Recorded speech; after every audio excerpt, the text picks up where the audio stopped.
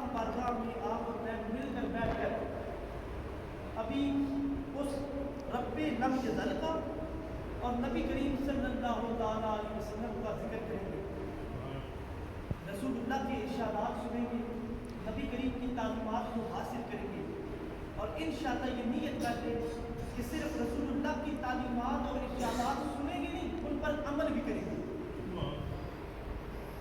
تو میں اپنے بیان کا آغاز ایک رسول اللہ صلی اللہ تعالیٰ علیہ وسلم کی ذات پر درود پاک پڑھنے کے حوالے سے جو فضیلت بیان کی گئی ہے اس سے شروع کرتا ہوں۔ حضرت ابو الخیر الاقبا رضی اللہ عنہ فرماتے ہیں کہ میں مدینہ منورہ میں تھا، اور یہ مدینہ منورہ وہ جگہ ہے کہ جس کے بارے میں خود رسول اللہ فرماتے ہیں کہ میرے گھر سے لے کر میرے ممبر تک یہ جنت کا ٹکڑا ہے۔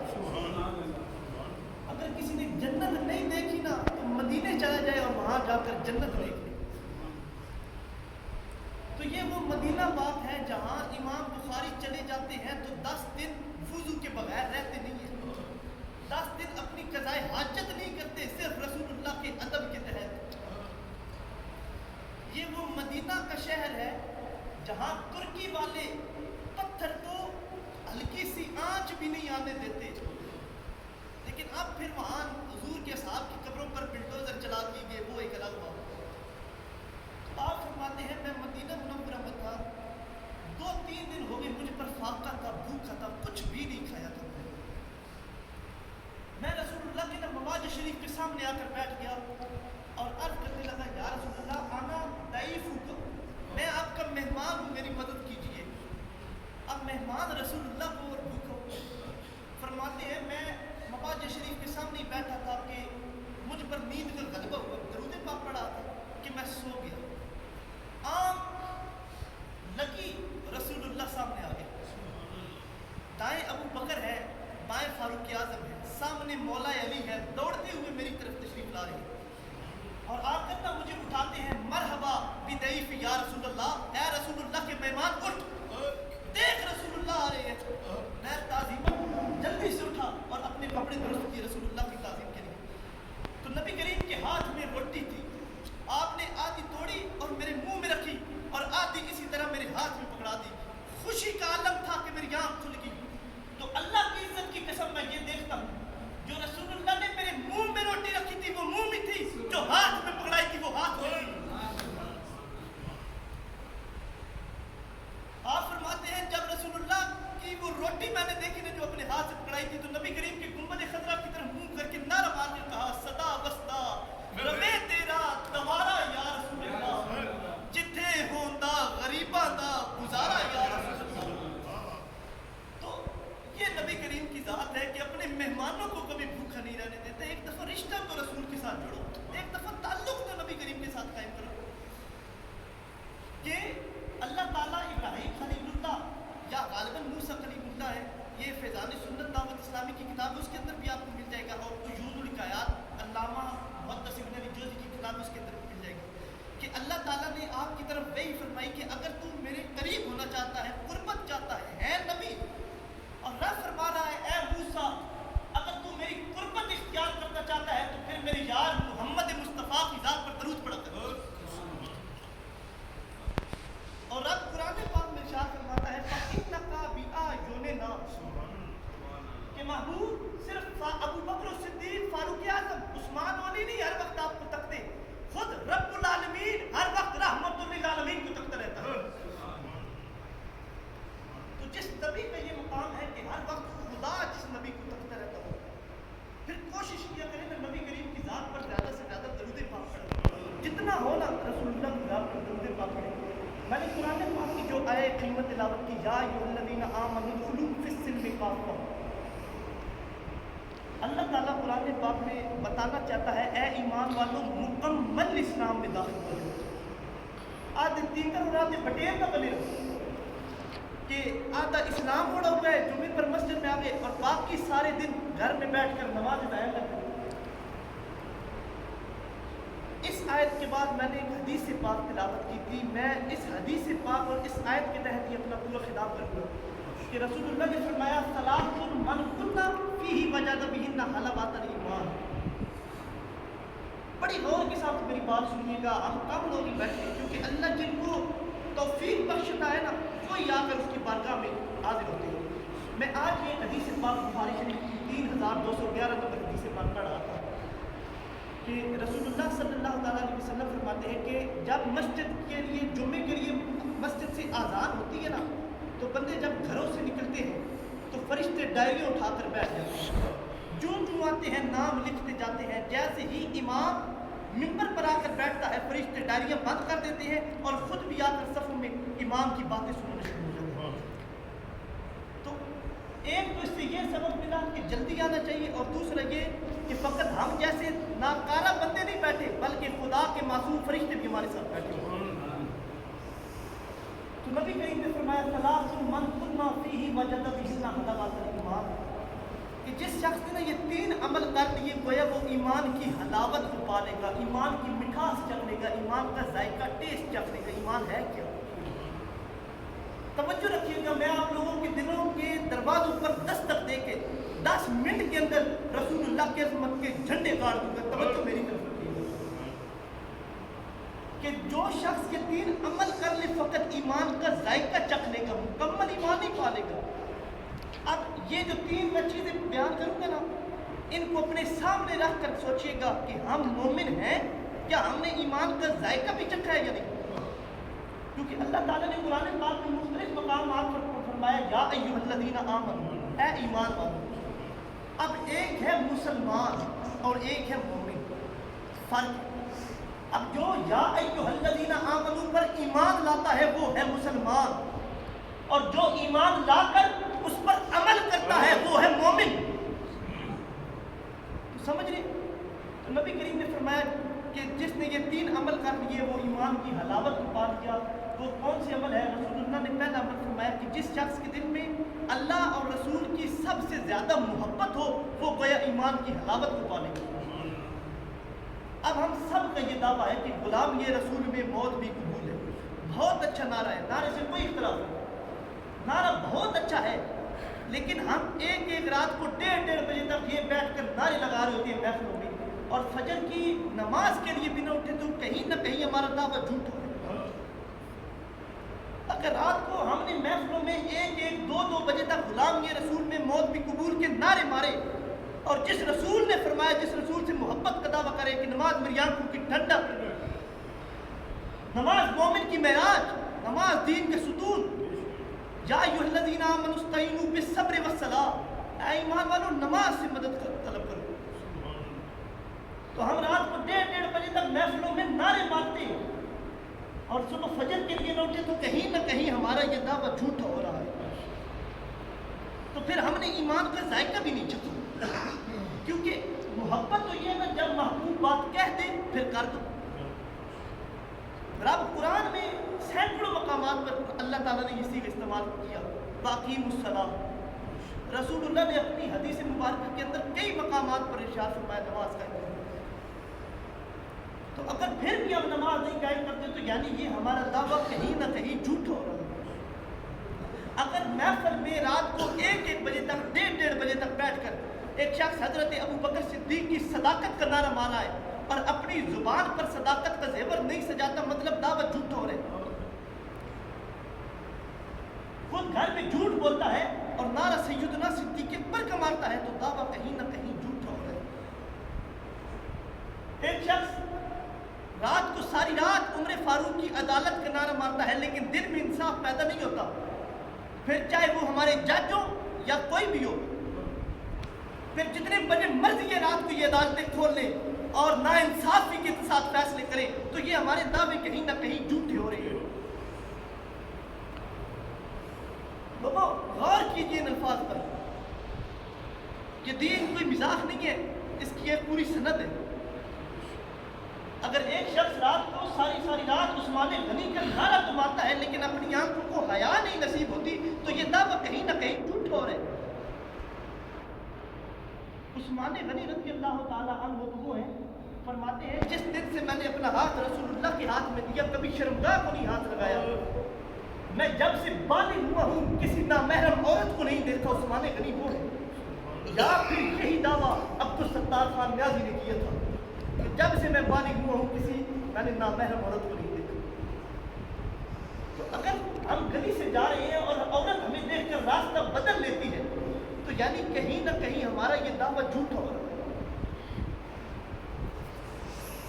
ہم نعرہ مولا علی کا مانتے ہوں اور علم سیکھنے کی ہمیں شوق نہ ہو جن کے بارے میں نبی کریم فرماتے ہیں آنا مدینۃ العلم والی جلواب. تو یعنی یہ ہمارے دعوے کہیں نہ کہیں جھوٹے ہو رہے ہیں. چلے ہماری عمریں تو گزر گئی لیکن آج ہم اپنی اولاد کو بھی مدرسوں میں داخل نہیں کراتے. نبی کریم کی صحیح سند کے ساتھ یہ حدیث پاک موجود ہے, بخاری شریف کے اندر یہ حدیث پاک موجود ہے کہ تم صبح کرو تو اس حال میں کرو کہ ان 4 میں سے ہو 5واں نہ بننا ورنہ ہلاک ہو جاؤ گے. اور ہماری اکثر قوم 5واں ہی بنا بیٹھے ہیں. ہو سکے تو عالم میری شریعت کے عالم ہو. آپ دیکھ لیں اپنے معاشرے میں اپنے خاندان میں کتنے عالم ہیں. امام غزالی احیاء العلوم کے اندر فرماتے ہیں کہ جس برادری میں کوئی عالم نہ ہو وہ زندہ کی نہیں مردوں کی برادری ہے. لیکن آج ہم اپنی اولاد کو مدرسوں میں نہیں داخل کراتے. کمائے گا کہاں سے, کھائے گا کہاں سے. ایک الگ ہمارے نئے مزاج کی ضرورت ہے. ہو سکے تو میری شریعت کے عالم ہو, طالب علم ہو, یا علماء سے محبت کرنے والے ہو, یا علماء کی صحبت میں بیٹھنے والے ہو. ان 4 میں سے ہم کوئی ایک بھی ہے, ہم تو پھر ہلاکت کے دہانے پر کھڑے ہیں نا. آج ہمارا مقصد ایک پیسہ بن چکا کہ بس پیسہ کمانا. ہمیں دین کا پتہ ہی نہیں. ہمیں نماز کے فرضوں کا نہیں پتا, نماز کی شرائط کا نہیں پتا, وضو کے فرضوں کا نہیں پتا, غسل کے فرضوں کا نہیں پتا بندوں کو. پھر ہماری جو عورتیں ہیں, پھر عورتوں کے خلاف بات کرو تو غصہ آتا ہے لوگوں کو. بعض کو وہ اپنے ناخنوں پر نیل پالش لگاتی ہیں. اگر یہ نیل پالش لگا کر سمندر میں بھی 7 دفعہ نہا لینا, جب تک اس کی تہ ختم نہیں ہوتی وہ پاک ہی نہیں ہو سکتی. لیکن یہ باتیں کون کرے؟ کیونکہ ہم نے جتنا میاں محمد کے کلام کو چسکا بنا لیا اتنا حضرت محمد صلی اللہ علیہ وسلم کے کلام کو چسکا نہیں بنایا. ابھی جتنا ہم میاں محمد کے کلام سے استفادہ حاصل کرتے ہیں نا, جتنا رسول اللہ صلی اللہ علیہ وسلم کے کلام سے استفادہ حاصل کرتے ہیں, تو ہماری کیا بات ہے. کیونکہ جو ہمارے سامنے آ کر اصلاح کرتا ہے ہماری اس کی باتیں اچھی نہیں ہوتی. تو کوئی شخص نعرہ امام حسن کا مارتا ہو محفل میں بیٹھ کر اور منہ امیر معاویہ پر کھولے تو یعنی یہ دعوے جھوٹے ہو رہے ہیں. محفل میں آنے والا نعرہ امام علی مقام امام حسین کی بہادری کا مارتا ہو, واقعات کربلا کے سنتا ہو کہ 72 20 ہزار 22 ہزار سے لڑکے تھے اور ووٹ شرابی کو دے, تو یہ دعوے جھوٹے ہو رہے ہیں ہمارے کہیں. ہم نے تو پھر ایمان کا ذائقہ بھی نہیں چکھا. کون سی راہ پر رسول کے ساتھ محبت کیا؟ ایمان ہونا تو بڑی دور کی بات, ذائقہ بھی نہیں چکھا ہم نے. نبی کریم نے دوسری فرمائی کہ لوگوں سے فقط اللہ کے لیے محبت کرے, وہ ایمان کا ذائقہ چکھ لے. لوگوں سے صرف فقط اللہ کے لیے محبت کرے. آج ہم لوگوں سے اپنے فائدوں کے لیے محبت کرتے ہیں کہ ہمیں یہاں سے فائدہ حاصل ہوگا, وہاں سے فائدہ حاصل ہوگا, تو اس کے ساتھ تھوڑے دن تعلقات قائم کر لیتے ہیں.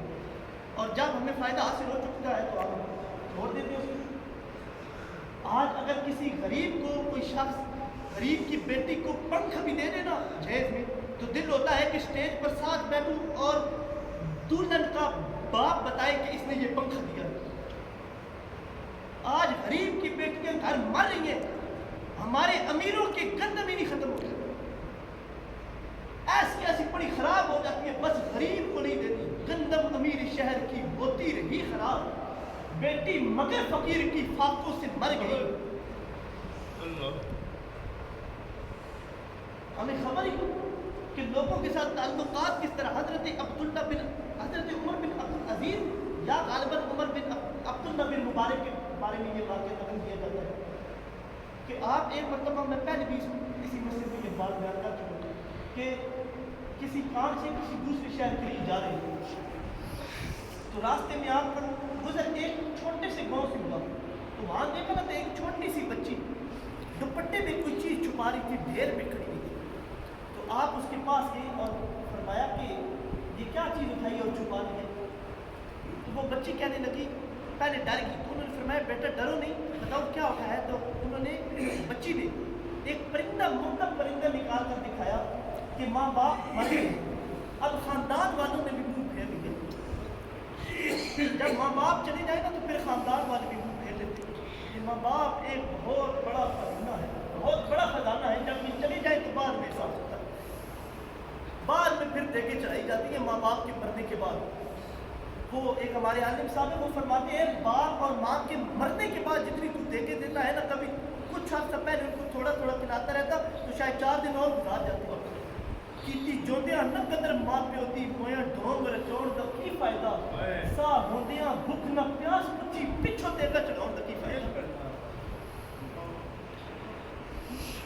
تو وہ اس بچی نے نا ایک مردہ پرندہ نکال کر کہا کہ ماں باپ مر گئے ہیں، خاندان والوں نے منہ پھیر دیا، یہ مردہ پرندہ ہے، اکیلا چھوٹا بھائی ہے، اب یہ پکا کر اس کو کھلا دوں گی، جانتی ہوں حرام چیز ہے لیکن بھائی کی جان بچانی بھی تو ضروری ہے.